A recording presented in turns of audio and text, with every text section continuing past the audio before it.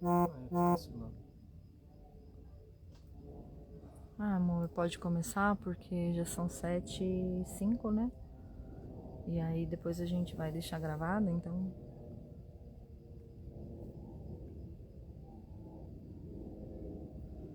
Vamos lá, então. Vamos lá. Saudações, amados, gratidão pela presença de vocês. Vão dando feedback aí sobre som e imagem. Se precisa ajustar algo, por favor, compartilhe aí com a gente. A proposta dessa live não é assim fazer proselitismo, né? Tentar convencer alguém de alguma coisa, de mudar a ideia que já carrega por anos, ou de fazer conversões, né? De forma alguma. É apenas auxiliar as pessoas a entenderem que nós podemos usar as informações que temos hoje, fazer uso da ciência, fazer uso da arqueologia e rever alguns conceitos que foram tomados no passado, uma vez que esses conceitos antigos e tomados por falta de informação têm causado bastante transtorno na humanidade hoje. Transtornos assim a níveis gerais, né? Níveis psicológicos, níveis de causado transtorno em níveis de organização de nações até. Então não faz sentido a tecnologia que nós temos hoje, as informações que nós temos hoje, continuar seguindo decisões que foram tomadas no passado, onde essas pessoas do passado não tinham os recursos que nós temos hoje. Então esta é a proposta do workshop, esta é a proposta dessa live, né? E é importante entendermos que todo o processo de expansão de consciência, ele precisa partir do seguinte ponto: eu preciso pegar os recursos que eu tenho na atualidade, voltar ao passado e ver onde alguma decisão pode ter sido tomada de forma equivocada, usando tudo que eu tenho hoje. Então, o tema dessa live é porque que o cristianismo ele tem tantas ramificações hoje. Para entendermos um questionamento deste, que muitas pessoas têm, eu digo isso porque eu fiz parte deste meio, por 20 anos eu fui líder religioso, eu ensinava as pessoas e as perguntas que mais surgiam era justamente essa: se a Bíblia é uma só, se Jesus é um só, se Deus é um só, por que gera tantas ramificações? E por que isso é só dentro do cristianismo? Isso não acontece no islamismo, isso não acontece no budismo, no hinduísmo, é só no cristianismo. Os próprios cristãos se questionavam sobre isso. Por que tantas igrejas? E se fosse só o fato de ter muitas igrejas, não seria tão problemático se essas igrejas elas se comunicassem, se elas fossem amigas. E, no entanto, não é isso que acontece também. Além de ter um número muito alto, 10.000 na atualidade, 10.000 igrejas cristãs falando sobre o mesmo Cristo, além de existir essa grande variedade, elas não se comunicam. Eu fiz parte da cúpula. Elas, além de não se comunicarem, elas brigam entre elas. A disputa de fiéis. Eu tenho metas a cumprir, eu tenho que trazer fiéis para a minha igreja. E para isso eu preciso mostrar que a minha igreja é melhor que a igreja do vizinho, mesmo sendo cristãos, mesmo acreditando num único livro. Mas eu preciso trazer pessoas para o meu rebanho, eu preciso trazer pessoas para a minha igreja. Isso gera uma disputa e gera uma série de conflitos que muitos não fazem nem ideia no que ocorre nos bastidores. Então eles me questionavam muito sobre isso, e hoje muitos se questionam: por que tantas igrejas? E a resposta é simples. Poderíamos encerrar a live agora. A resposta é porque usam esse livro, a Bíblia. essa é a causa de haver tantas divisões. E por que a Bíblia é a causa disso? Porque ela não foi feita para ser usada da forma como ela é usada. Ela é tirada do contexto dela, ela é tirada da região dela, ela foi montada de uma forma com intenções políticas, e aí quando cai aqui numa região completamente diferente, numa geração completamente diferente, cada um que lê os seus escritos interpretam de uma forma. Tem visões diferentes, acham situações que podem ser aplicadas de forma diferente, e ela permite isso. Então eu posso cobrar ou não cobrar dízimo, eu posso falar ou não falar em línguas, eu posso bater ou não bater no meu filho. Tudo depende da onde eu estou lendo, como eu estou lendo e que tipo de mentalidade eu tenho. Então a razão está aqui.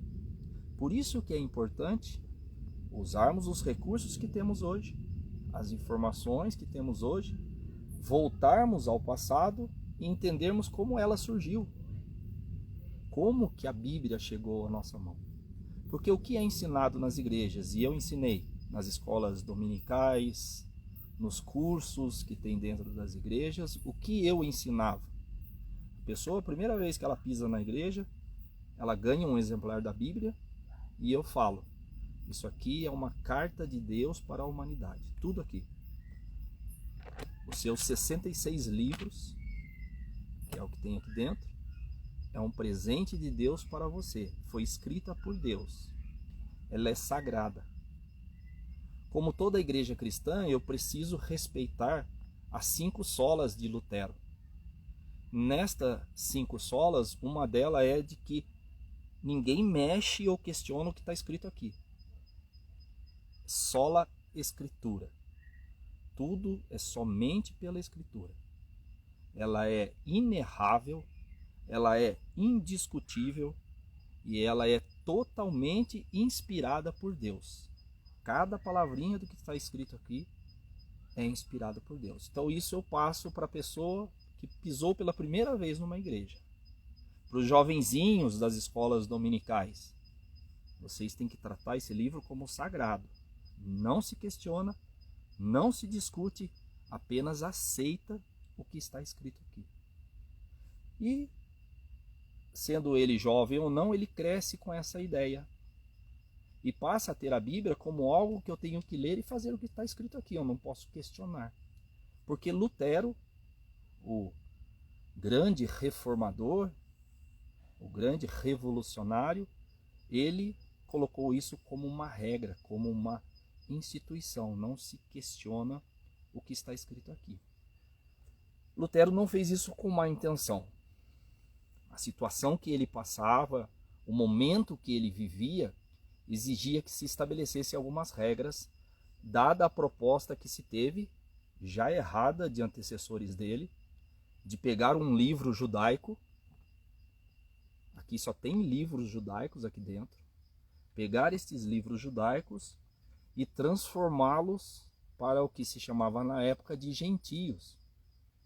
Pessoas que chegavam para essas comunidades e não eram nascidas judias, não haviam nascido de pais judeus, eles eram chamados de gentios, e algumas adaptações foram precisando ser feitas na ocasião. Porque pessoas que não nasciam no meio judaico, como eles iam seguir preceitos judaicos? Então algumas adaptações precisou ser feitas. Nisso, claro, gerou muita confusão. Os líderes religiosos da época, o que vai ser conhecido na história como a Igreja Católica, que foi a primeira igreja cristã, começou a tomar decisões equivocadas e Lutero começou a gritar sobre isso.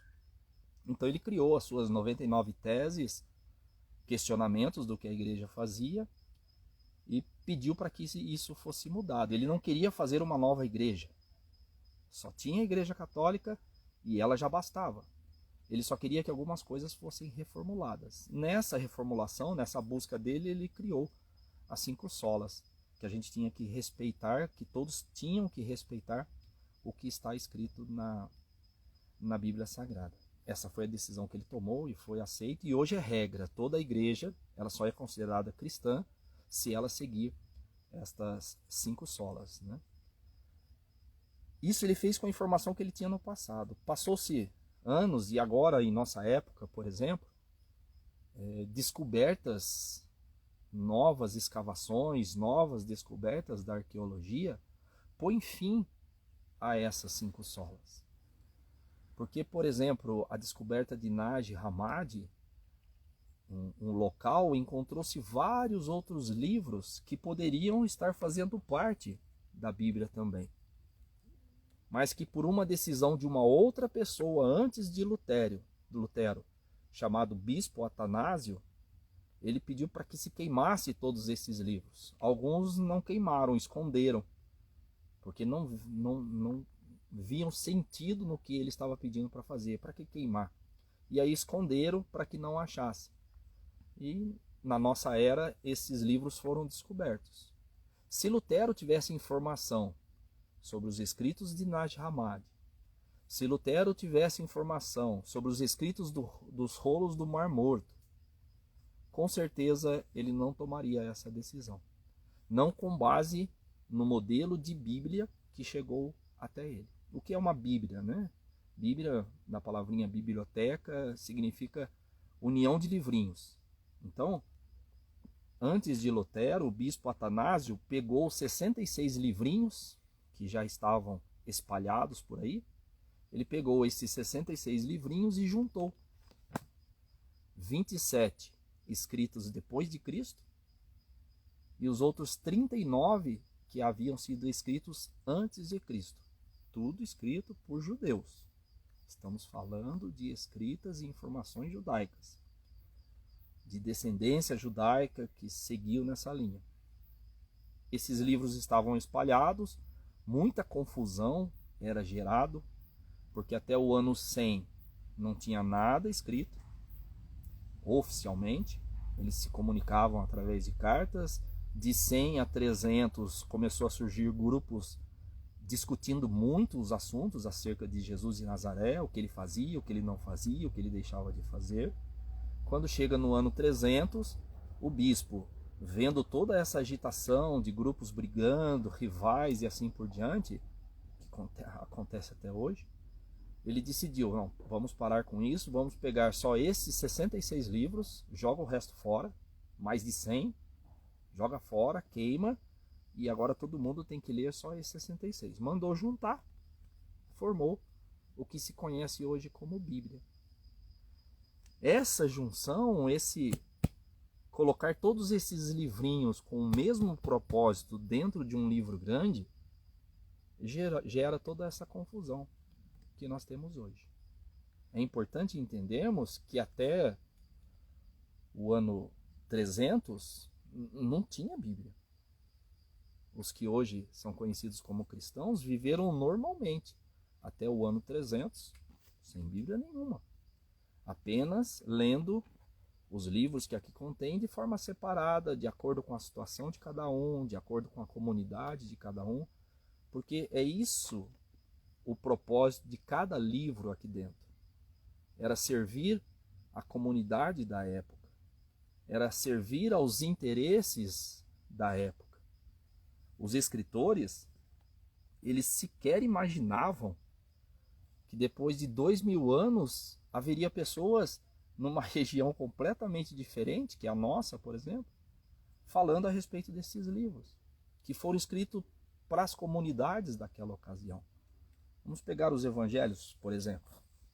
O primeiro evangelho, ele foi escrito por volta aí do ano 50, 60 depois de Cristo, que é o evangelho de Marcos, que não foi escrito por Marcos. Marcos já tinha ido embora já.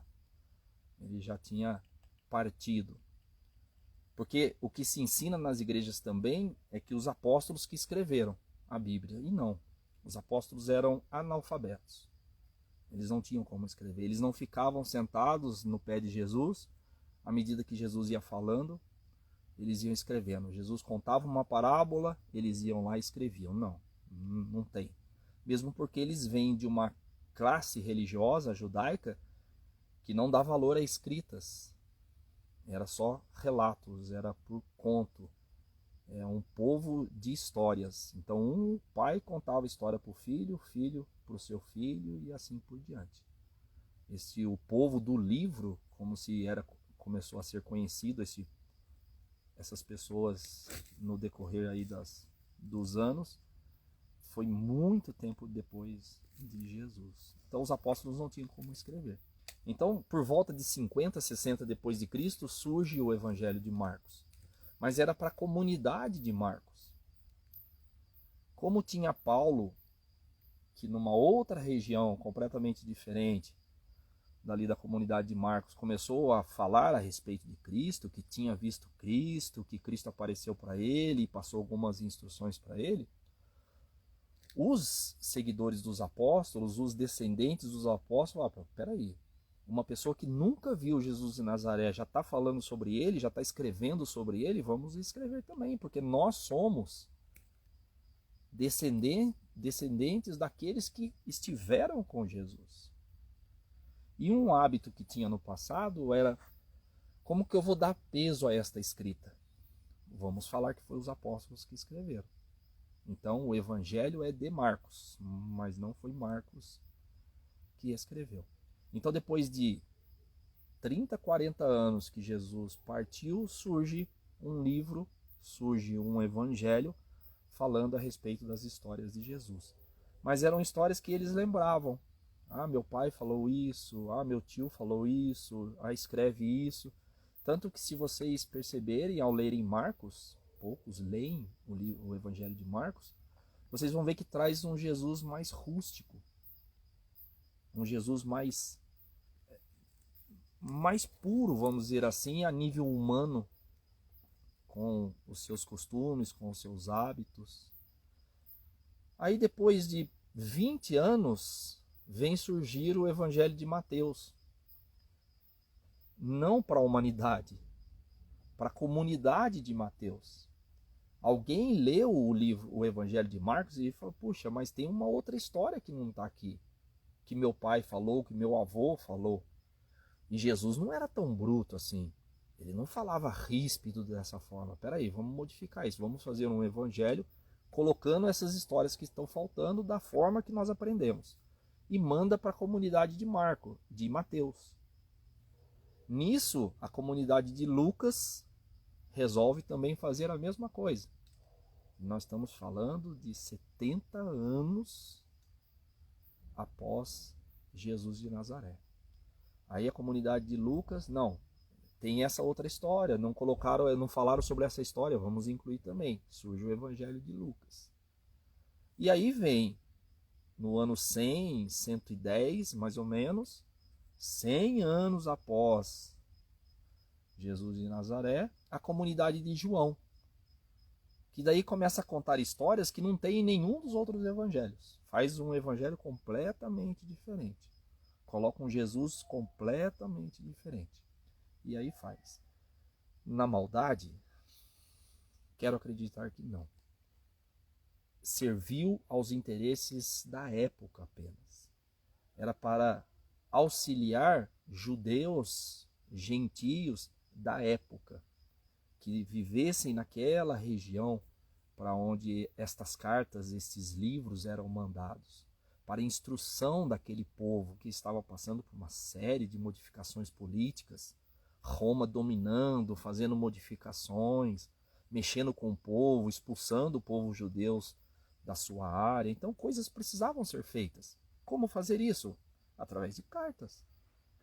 Vamos mandar cartas para essas comunidades, para elas se fortalecerem, para elas continuarem acreditando num Salvador, para que elas continuem acreditando que Jesus vai voltar. Este era o objetivo lá para aquela região, para as pessoas lá daquela época. Aí quando eu pego estas informações de lá, trago aqui para o Ocidente e quero começar a levar o mesmo estilo de vida, não dá. Tanto que muitas das leis que existiam na época hoje não se consegue fazer. E isso já sentiram lá na época, inclusive, né? Por exemplo, a lei da circuncisão. Era obrigatório que todo recém-nascido fosse circuncidado. Circuncidar é cortar o prepúcio do pênis, é cortar a parte que protege a glande do pênis. Todo nascituro tinha que cortar aquela pele para ele ficar com a glande do pênis exposta. Essa era uma identificação do judeu. Aí o primeiro questionamento que surgiu lá naquela época, puxa, tá entrando gente e é gente velho. Como que a gente vai cortar o prepúcio dele agora, depois de velho? Não dá. Ele tem hemorragia e morre. Aí o que fizeram? Para gentio não precisa mais cortar o prepúcio. Eles decidiram. Eles modificaram a lei para aquela época. Perfeito. Era isso mesmo que eles tinham que fazer. Sábia decisão. Uma vez que a Bíblia era justamente para isso. Os livros eram justamente para isso, para organizar as comunidades. Tomaram a decisão correta, pararam com a circuncisão, deixaram aberto esta questão. E muitas outras questões surgiram naquela época. Essas questões surgem hoje. Como que eu vou, por exemplo, na era que eu estou vivendo, respeitar uma lei do apóstolo Paulo, onde fala que a mulher não pode falar na igreja? Que a mulher é proibida de ensinar na igreja? Mas isso era num contexto judaico, lá da época. Hoje nós estamos evoluídos.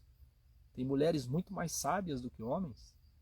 Elas devem falar dentro da igreja. Só que uma coisa é certa.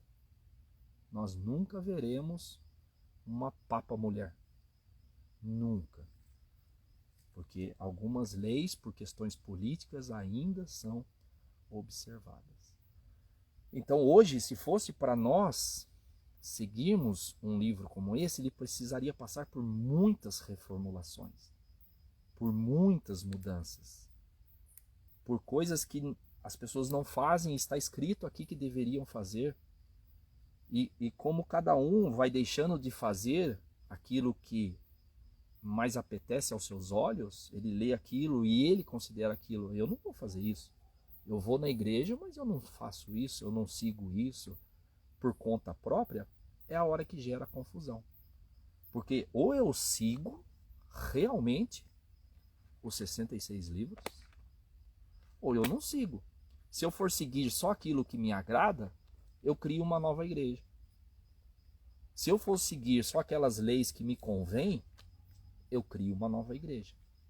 E todas as igrejas, a partir da Igreja Católica, a partir de Roma, nesses anos que eu falei, anos 300, anos 200, né, que até o ano 100 estava tudo tranquilo, de 100 para frente começou a bagunçar. Eu sou especialista de 0 a 100, então eu sei tudo sobre a vida daqueles que viveram de 0 a 100, inclusive o próprio Jesus de Nazaré, não Jesus Cristo. Eu não conheço Jesus Cristo, eu conheço Jesus de Nazaré.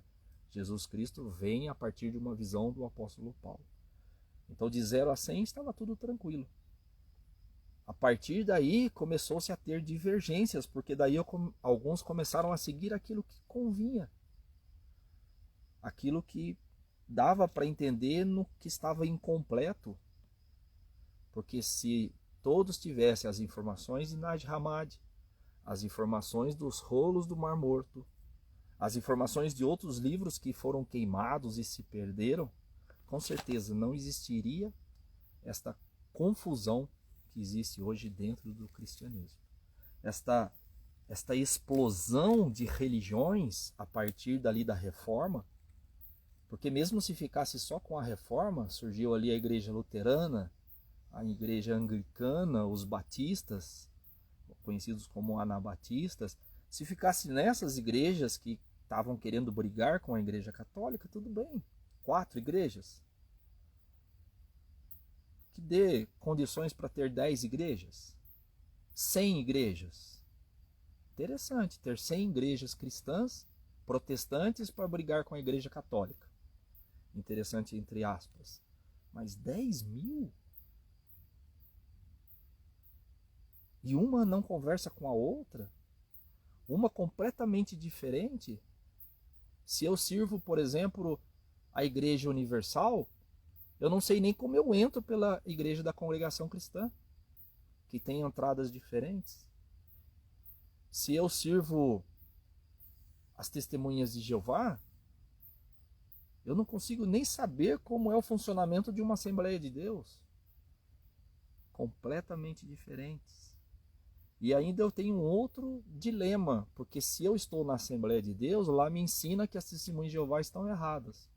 Se eu estou nas Testemunhas de Jeová, lá ensina que a Assembleia de Deus está errada. Se eu estou na Congregação Cristã, ensina que as outras estão desvirtuadas. Aí começa com muitas prisões, com muitos... fica podando, né? O que a pessoa faz? Ela vai para uma igreja que é mais tranquila. E aí na história surgem as neopentecostais. Bom, aqui eu não posso assistir televisão, eu não posso usar calça, eu não posso cortar o cabelo, eu vou na Universal, que pode. Vou estar adorando Cristo do mesmo jeito, só que de forma mais liberal. Vou para a igreja mundial, eu vou para uma outra que é mais tranquila, eu não vou ficar... Eu vou numa presbiteriana, não pode fazer isso, eu vou numa luterana, numa metodista. Não, eu vou numa mais tranquila. Cristo está em todos. Cristo está em todas as igrejas. E aí muda de igreja. Ou um pastor ali briga com outro pastor. Ah, não pode ter dons de línguas aqui? Ah, então eu vou montar uma igreja que tem dons de línguas. Que tem dons de curas, dons de profecia. Eu não quero ficar nessa igreja que não tem nada. Percebem então essa grande dificuldade causada por este livro? Porque além de ter sido montado de forma errada, foram criando versões. Um outro problema. Tudo isso eu explico melhor num curso sobre a Bíblia, tá? Todos aqueles que desejarem. Aliás, qualquer pergunta que você tiver referente a este livro, pode mandar aí no direct, pode mandar no meu WhatsApp, terei o prazer em responder. Eu não vou atrás das pessoas. As pessoas que querem aprender sobre isso, podem me procurar, podem vir até a mim, que eu consigo responder tudo com base não em achismo, com base na ciência e na arqueologia, com base em informações verídicas, e não com suposições que deve ter sido isso, deve ter sido aquilo. Não. Bases confiáveis. Além de ter sido montado de forma errada, no passar da época, começaram-se a criar versões. Então eu tenho, por exemplo, essa versão, a King James, muito usada, que foi um rei que mandou fazer. Ela tem um estilo de escrita e algumas coisas meio desvirtuadas a nível de textos aqui, mas é uma versão, ele usa. Eu vou numa igreja, nas evangélicas mais tradicionais, eu tenho a João Ferreira de Almeida, uma outra versão, com palavras-chave de estudo, com direcionamentos, uma série de, eu considero, dificuldades para aquele que está começando na igreja, para ele poder ler. E alguns textos também aí meio fora do original, né? E aí são muitas traduções da Bíblia, né? Mas poucos conhecem, por exemplo, esta aqui, a Bíblia de Jerusalém. Tá dando reflexo, coloca um pouquinho mais, isso aí, dá para ver. A Bíblia de Jerusalém. Essa é que se aproxima um pouco mais da original, dos escritos originais. Os livros que estão aqui, tanto que se você for ler, você vai ver que as palavras são um pouco difíceis de entender. Mas é a que mais se aproxima de uma versão original, que não se modificou muitas palavras. Porque foi se atualizando o vocabulário e essa atualização trouxe algumas discrepâncias também. Essa seria a mais interessante se você quiser